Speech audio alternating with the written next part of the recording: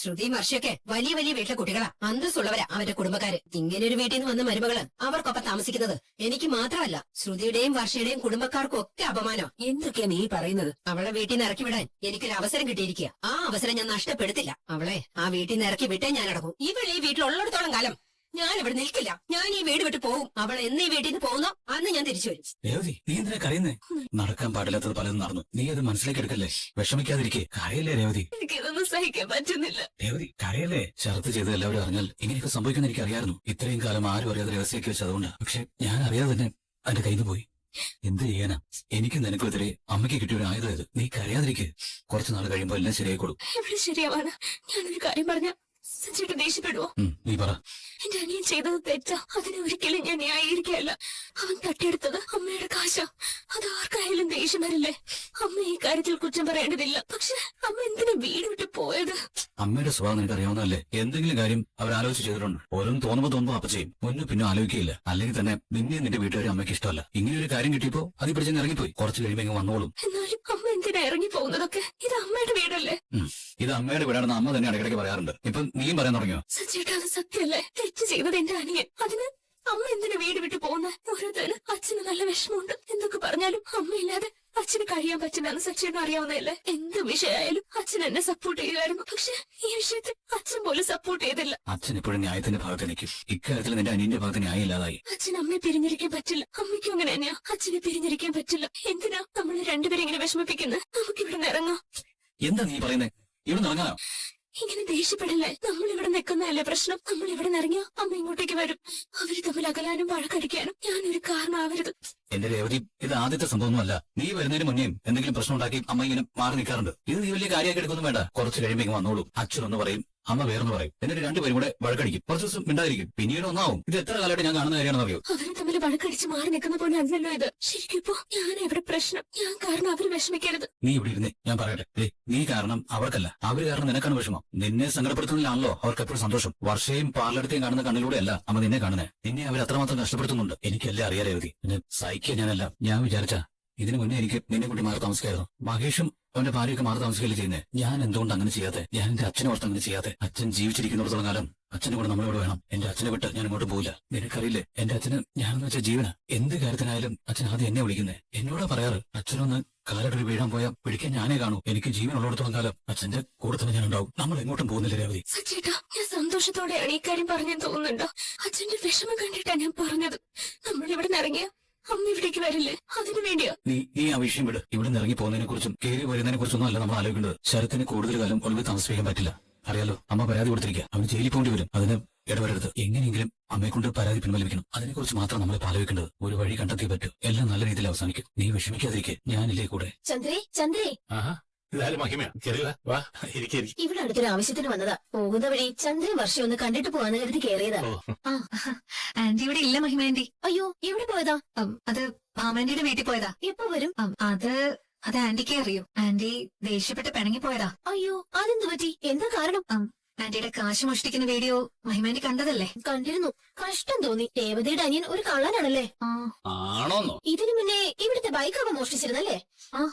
മോഷ്ടിച്ചിരുന്ന anti. Chandramathi മുമ്പ് ഈ കാര്യം എന്നോട് പറഞ്ഞിരുന്നു. ചെറിയ പയ്യനല്ലേ, സ്വന്തമായി ഒരു ബൈക്ക് വേണമെന്ന് ആഗ്രഹം കൊണ്ട് എടുത്തതായിരിക്കുന്ന ഞാൻ കരുതിയെ. പക്ഷേ വീഡിയോ കണ്ടപ്പോ മനസ്സിലായി അവനൊരു പേരും കള്ളനാണെന്ന്. അവൻ പേരും കള്ളനൊന്നും അല്ല ആന്റി. അപ്പൊ അവൻ കാശ് മോഷ്ടിച്ചതോ? അത് സ്വന്തം ചേച്ചിയുടെ അമ്മായിയമ്മയുടെ കാശ്. കോളേജിൽ പഠിക്കുന്ന പയ്യനല്ലേ അവൻ. ഇങ്ങനെയാണോ നിന്റെ അമ്മ അവനെ വളർത്തിയത്? ആന്റി, ഞങ്ങളുടെ അച്ഛനും അമ്മയും ഞങ്ങളെ നല്ല രീതിയിൽ തന്നെ വളർത്തിയത്. എന്നിട്ടാണോ അവൻ ഇങ്ങനെ ചെയ്തത്? നിന്റെ കുടുംബത്തിലുള്ളവർക്ക് മാത്രമല്ല, ഈ കുടുംബത്തിലുള്ളവർക്ക് മാനക്കേടായില്ലേ? എങ്ങനെ ഇനി ആളുകളുടെ മുഖത്ത് നോക്കും? ആന്റി ആണെങ്കിൽ നല്ല ദേഷ്യത്തിലാവും. രേവതിയോട് സച്ചിയോടും വീട് വിട്ടു പോകാൻ വരെ പറഞ്ഞു. എങ്ങനെയാ പറയാതിരിക്കുന്നത്? ആർക്കായാലും ദേഷ്യം വരില്ലേ? ചന്ദ്രമതിയുടെ ഇപ്പോഴത്തെ മാനസികാവസ്ഥ എനിക്ക് മനസ്സിലാവും. ഞങ്ങളും അപമാനിക്കപ്പെട്ട പോലെ ആയില്ലേ? എന്നെ വിളിച്ച് ചിലരൊക്കെ ഈ വീഡിയോ പറ്റി പറഞ്ഞ് ഇൻസൾട്ട് ചെയ്തു. ആ കള്ളന്റെ ചേച്ചിയുടെ കെട്ടിയവന്റെ അനിയനല്ലേ നിന്റെ മോളെ കെട്ടിയത്? നീ എന്തിനാ അങ്ങനെ ഒരു വീട്ടിലേക്ക് നിന്റെ മോളെ കല്യാണം കഴിച്ച് അയച്ചത്? ഇങ്ങനെയൊക്കെ ആരോട് ചോദിക്കുന്നേ? ഞാൻ എന്ത് മറുപടി പറയാനാ? എന്നോട് ചോദിക്കുന്ന പോലെ തന്നെ അച്ഛനോട് എല്ലാരും ചോദിക്കാം. അതുകൊണ്ട് ഇപ്പൊ അദ്ദേഹം ഒരു ഫംഗ്ഷനും പോവാറില്ല. സമൂഹത്തിൽ നെല്ലും വിലയുള്ള ആളാ അദ്ദേഹം. അതെ ആന്റി പറഞ്ഞത് വളരെ ശരിയാ. അത് എനിക്ക് മനസ്സിലാവും. ഒരു ബിസിനസ് ടൈക്കൂനായി ഞാനിപ്പോ അഭിമുഖീകരിക്കുന്ന പ്രശ്നങ്ങൾ എന്തൊക്കെയാണെന്ന് അത് എനിക്ക് മാത്രമേ അറിയൂ. വേറെ ആർക്കും അത് പറഞ്ഞാൽ മനസ്സിലാവില്ല. അതേടാ ടൈക്കൂൻകാരാ, നീ കാരണം അനുഭവിക്കുന്ന ടെൻഷൻ ഞങ്ങൾക്ക് മാത്രം മനസ്സിലാവും. പിന്നെ അദ്ദേഹത്തിന്റെ നിലയും വിലയും അത് ഞങ്ങൾക്ക് എല്ലാവർക്കും അറിയാം. വലിയ ഉദ്യോഗസ്ഥനായ അദ്ദേഹം കൈയിട്ട് വലിയ കഥകളൊക്കെ നാട്ടിൽ പാട്ടാ. അഴിമതി വീരൻ, കൈക്കൂലിക്കാരൻ, ഇങ്ങനെ എത്ര പേരുകളുണ്ട് അദ്ദേഹത്തിന്. ശരിക്കും പറഞ്ഞാൽ അദ്ദേഹത്തെ പോലെ ഒരു പെരുങ്കള്ളൻ ലോകത്തില്ല. അതൊക്കെ ആളുകളെ വെറുതെ പറഞ്ഞുണ്ടാക്കുന്നതാ, തെളിവില്ലല്ലോ ആർക്കും. നിന്റെ ഭാര്യയുടെ അനിയൻ ചെയ്തതിന്റെ തെളിവ് ഈ നാട്ടിലെ എല്ലാവരുടെ കയ്യിലുണ്ട്. അവൻ അങ്ങനെ ചെയ്തതിന് പിന്നിൽ ഒരു കാരണമുണ്ട്. അവൻ ആ കാശ് തിരികെ കൊടുക്കുകയും ചെയ്തു. എന്തായാലും നിങ്ങളുടെ ഭർത്താവിനെ പോലെ ഒരു കൊള്ളക്കാരനല്ല. കാശ് തിരികെ കൊടുത്താ അവൻ നല്ലവനാവോ? കള്ളനല്ലാതാവോ? അവൻ ആരെങ്കിലും ആവട്ടെ, അവൻ എന്തെങ്കിലും ചെയ്യട്ടെ. അതിന് നിങ്ങൾക്ക് എന്താ? ആന്റി പറഞ്ഞ നീ കേട്ടില്ലേ? ആളുകളൊക്കെ ആന്റിയെ വിളിച്ച് ചോദിക്കാന്ന്. അത് ആന്റിക്ക് ഒരു അപമാനമല്ലേ? ഇക്കാര്യം പറഞ്ഞ് ഇവരെ ആരും വിളിച്ചിട്ടില്ല. ചുമ്മാ ഒന്ന് അതൊന്നും പറയുക. ഇവിടെ എന്തെങ്കിലും നടന്ന അപ്പൊ എഴുന്നള്ളിക്കോളൂ. എണ്ണ ഒഴിച്ച് ആളി കത്തിക്കാൻ. രവിയേട്ടാ, ഇവൻ പറയുന്ന കേട്ടാ തോന്നും ഞാൻ ഈ പ്രശ്നം വലുതാക്കാൻ വന്നതാണെന്ന്. ഈ കുടുംബത്തെ ഞാൻ എന്റെ സ്വന്തം കുടുംബത്തെ പോലെയാ കാണുന്നത്. ഇവിടെ എന്ത് നടന്നാലും അത് ഞങ്ങളെ ബാധിക്കില്ലേ? ബാധിക്കുമെങ്കിലേ കുറച്ചേരം മാറി നിന്ന് കരയെ. അച്ഛാ, ഇവർ ഈ പ്രശ്നം വലുതാക്കാൻ വേണ്ടി വന്നിരിക്കുക. എന്തൊരു സ്വഭാവം ഇത്. രണ്ടുപേരും പുറത്തേക്ക് പോകാൻ അറിയാലേ. അവൻ പറഞ്ഞത് കേട്ടില്ലേ രവിയേട്ടാ? ഞാൻ ഈ കുടുംബത്തോടുള്ള സ്നേഹം കൊണ്ട് വന്നതല്ലേ. ചന്ദ്രമതിയെ വർഷം കാണാമെന്നാണെന്നല്ലേ പറഞ്ഞേ. ചന്ദ്രമതി ഇവിടെ ഇല്ലെന്ന് പറഞ്ഞല്ലോ. വർഷ വേലയുണ്ട്, ചെന്ന് കണ്ടോ. അമ്മേ വരുന്ന കാര്യം പറഞ്ഞില്ലല്ലോ. നീ വന്നേ വാ. ശ്രദ്ധിക്കും വന്നേ. ആ. ഇവിടെ വാ. എന്താ അങ്കിൾ? ഒരാള് വീട്ടിൽ വരുമ്പോ നമ്മുടെ വീട്ടിൽ നടക്കുന്ന കാര്യങ്ങൾ എല്ലാവരോടും വിളിച്ചു പറയണം. അല്ല അതങ്കിൾ വർഷയുടെ അമ്മയോടല്ലേ പറഞ്ഞത്? ആരായാലും എന്താ ചന്ദ്ര ദേഷ്യപ്പെട്ടു പോയതൊക്കെ മഹിമയോട് എന്തിനാ പറഞ്ഞേ? അച്ഛാ, ശ്രുതി പറഞ്ഞത് സത്യമല്ലേ? കള്ളൊന്നും അല്ലല്ലോ. എന്തായാലും വീട്ടിൽ നടക്കുന്ന കാര്യങ്ങൾ വീട്ടിൽ തന്നെ ഒതുങ്ങണം. അതെല്ലാം പുറത്തുള്ളവരോട് പറയരുത്. അതാ മര്യാദ. മറ്റുള്ളവർ പറഞ്ഞാല് കുടുംബത്തിന്റെ വില പോകും. ഓ, സച്ചിയുടെ അനിയൻ പിന്നെ കുടുംബത്തിന്റെ വില അങ്ങ് വാനോളം ഉയർത്തി വെച്ചിരിക്കുകയാണല്ലോ. അപ്പൊ നീ ചെയ്തു. അങ്കിൾ അവര് ചോദിച്ചപ്പോ അറിയാതെ പറഞ്ഞു പോയതാ, സോറി. ഇനി മേലാൽ ഇവിടെ നടക്കുന്ന കാര്യങ്ങളൊന്നും പുറത്തുള്ളവരോട് വിളമ്പാൻ നിൽക്കരുത്, കേട്ടല്ലോ. ഈ ഫാമിലി പ്രോബ്ലം കാരണം എനിക്ക് ബിസിനസ് കാര്യങ്ങളൊന്നും കോൺസെൻട്രേറ്റ് ചെയ്യാൻ പറ്റുന്നില്ല. ശ്ശോ, എന്തൊരു കഷ്ടമായത്, എന്തൊരു വീടായത്, എന്തൊരു വിധിയായത്. അയ്യോ ആന്റണി, പറ ആന്റണി. ആ ഓക്കെ, ഞാൻ വരാം. എന്തിനാ ഇപ്പൊ അവൻ കാണണമെന്ന് പറഞ്ഞ? സച്ചി എന്തൊക്കെയാ പറഞ്ഞെന്നറിയോ? അമ്മ ഇവിടേക്ക് വരേണ്ടിയിരുന്നില്ല. പക്ഷേ നമ്മുടെ ബന്ധുക്കളും നാട്ടുകാരൊക്കെ വിളിച്ചോരോന്ന് പറഞ്ഞോണ്ടിരിക്കാം. അവരെന്തിനാ അമ്മയോട് പറയുന്നേ? പക്ഷേ നിന്നെ കല്യാണം കഴിച്ചു കൊണ്ടുവന്ന് വീട്ടിലും മരുമകളുടെ അനിയനാണ് ഇങ്ങനെ ചെയ്തിരിക്കുന്നത്. അപ്പോ ആളുകളൊക്കെ എന്നോട് പറയില്ലേ? അവരോടൊക്കെ ഞാൻ എന്ത് മറുപടിയാ പറയണ്ടേ? ആകെ നാണം കെട്ടുപോയി. അമ്മ ഇതിന് അമ്മ നാണം കേടാൻ എന്തിരിക്കുന്നു? എന്റെ ഹസ്ബൻഡ് ശ്രീകാന്ത്, ശ്രീകാന്തിന്റെ ബ്രദർ സച്ചേട്ടൻ, സച്ചേട്ടന്റെ വൈഫ് രേവതി ചേച്ചി, ചേച്ചിയുടെ ബ്രദറാണ് ശരത്ത്. ഇത്രയും ഡിസ്റ്റൻസ് ഉള്ള റിലേഷന് ആ പയ്യൻ ചെയ്ത തെറ്റിന് അമ്മ എന്തിനത്ര ഇമോഷണൽ ആവുന്നേ? പക്ഷേ നിന്നെ കല്യാണം കഴിച്ചോണ്ടുന്ന വീട് ഞങ്ങളുടെ സ്വന്തം വീട് പോലെയാ. ഞങ്ങളുടെ ഫാമിലി നടന്ന ഒരു പ്രശ്നം തന്നെയാ ഇത്. ഇത് നമ്മളെ ബാധിക്കും. നാളെ നിനക്കൊരു കുഞ്ഞു പിറന്നാ ആ കുഞ്ഞിനെ പോലും ബാധിക്കില്ലേ? നിങ്ങൾക്ക് മോശപ്പേരുണ്ടാവും. നിങ്ങൾ രണ്ടുപേരും ഇനി ഇവിടെ നിൽക്കേണ്ട. എന്റെ കൂടെ വീട്ടിലേക്ക് വരുന്നതാ നല്ലത്. നിങ്ങൾ അവിടെ താമസിക്കേ. അനി, ഞങ്ങൾ എന്തിനാ ആന്റിയുടെ വീട്ടിലേക്ക് വരുന്നത്? മോനെ, ഇവിടെ വലിയ പ്രശ്നം നടക്കുമല്ലേ? പോലീസ് കേസ് വരെയായി. നിങ്ങൾ എങ്ങനെ മനസമാധാനത്തോടെ ഇവിടെ കഴിയാനാ? അനി, ഞങ്ങളുടെ വീട്ടിൽ എന്തെങ്കിലും പ്രശ്നം ഉണ്ടെങ്കിൽ അത് ഞങ്ങൾ സോൾവ് ചെയ്തോളാം. ഇതുപോലുള്ള സമയത്ത് ഫാമിലിക്ക് അപ്പൊ നിൽക്കുക വേണ്ടത്, അല്ലാതെ ഓടിപ്പോവല്ല വേണ്ടത്. ഞങ്ങൾ എങ്ങോട്ടും വരുന്നില്ല, ഞങ്ങൾ ഇവിടെ തന്നെ ഉണ്ടാവും. ശ്രീകാന്തേ, നാളെ നീ ഒരു റെസ്റ്റോറന്റ് തുടങ്ങും. ഈ വിഷയം അതിനെ ബാധിക്കും. അവരോട് ഇപ്പോഴേ മാറി നിൽക്കാൻ പറയുന്നേ. എന്തൊക്കെയാ നീ പറയുന്നത്? അമ്മ രേവതി ചേച്ചിയുടെ അനിയൻ കാശ് മോഷ്ടിച്ച കാര്യം അമേരിക്കയെ റഷ്യയൊക്കെ ബാധിക്കൂ. ഇനി അതും കൂടെ പറ. ഉമ്മക്ക് എന്താ അമ്മ തലയ്ക്ക് സ്ഥിരതയില്ലേ? ഇത് ഞങ്ങളുടെ വീട്ടിലെ വിഷയം. ഇതില് ആന്റി തലയിടാതിരിക്കുക ആന്റിക്ക് നല്ലത്, ഞങ്ങൾക്ക് നല്ലത്.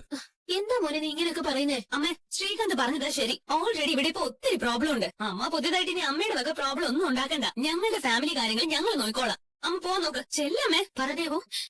ചേച്ചി. ദേവു എന്തു പറ്റി? എന്തിനാ നീ കരയുന്നേ? നമ്മുടെ വീട്ടിൽ പോലീസ് വന്നിരുന്നു. ശരത്ത് എവിടെയും ചോദിച്ചു. അറിയില്ലെന്ന് പറഞ്ഞപ്പോ അമ്മയെ പിടിച്ച വണ്ടി കയറ്റി അവർ സ്റ്റേഷനിലേക്ക് കൊണ്ടുവന്നു. ഞങ്ങളിപ്പോ സ്റ്റേഷനിലാണ് ഉള്ളത്.